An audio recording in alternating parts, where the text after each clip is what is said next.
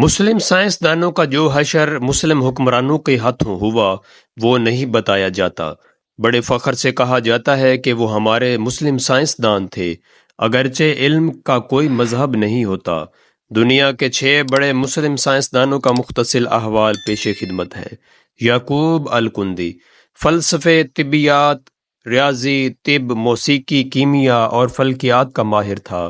Al-Kindi کی فکر کے مخالف خلیفہ کو اقتدار ملا تو ملا کو خوش کرنے کی خاطر الکندی کا کتب خانہ ضبط کر کے اس کے 60 برس کی عمر میں سرعام کوڑے مارے گئے۔ ہر کوڑے پر الکندی تکلیف سے چیخ مارتا تھا اور تماش بین لوگ کہہ کے لگاتے رہتے تھے۔ ابن رشد کی اگر بات کریں تو یورپ کی نشاط ثانیہ میں کلیدی کردار ادا کرنے والے اندلس کے مشہور عالم ابن رشد کو بے دین قرار دے کر اس کی کتابیں نظر آتش کر دی گئیں۔ ایک روایت کے مطابق اسے جامع مسجد کے ستون سے باندھا گیا اور نمازیوں نے اس کے منہ پر تھوکا۔ اگر ابن سینا کا ذکر کیا جائے تو جدید طب کے بانی ابن سینا کو بھی گمراہی کا مرتکب اور مرتد قرار دیا گیا۔ مسلم حکمران اس کے تعاقب میں رہے اور وہ جان بچا کر چھپتا پھرتا رہا۔ اس نے اپنی وہ کتاب جو 600 سال تک مشرق اور مغرب کی یونیورسٹیوں میں پڑھائی گئی، یعنی القانون فی الطب، حالت روپوشی میں لکھی۔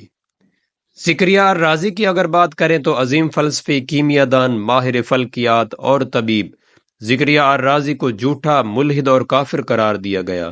حاکم وقت نے حکم سنایا کہ رازی کی کتاب اس وقت تک اس کے سر پر ماری جائے جب تک یا تو کتاب نہیں پھٹ جاتی یا رازی کا سر نہیں پھٹ جاتا۔ اس طرح بار بار کتابیں سر پر مارے جانے کی وجہ سے رازی اندھا ہو گیا اور اس کے بعد موت تک کبھی نہ دیکھ سکا۔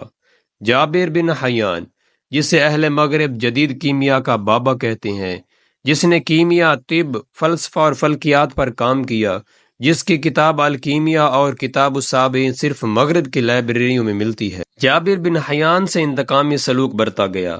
جابر کا خراسان میں رہنا مشکل ہو گیا۔ اس کے والد کو کوڑے مار مار کر شہید کر دیا گیا۔ جابر بن حیان اپنی کتابوں اور لیبارٹری کا مختصر سامان سمیٹ کر عراق کے شہر بصرہ چلا گیا۔ بصرہ کے لوگ جابر کے علم کے گرویدہ ہو گئے۔ جابر جیسی کیمیا گری اور علمی گفتگو انہوں نے اس سے قبل کبھی نہیں سنی تھی۔ حاکم بصرہ کو بھی اس کی شہرت برداشت نہ ہوئی۔ حاکم کے درباری جابر کی بڑھتی ہوئی علمی شہرت اور مسل کے اختلاف کو حکومت کے لیے خطرہ سمجھنے لگے۔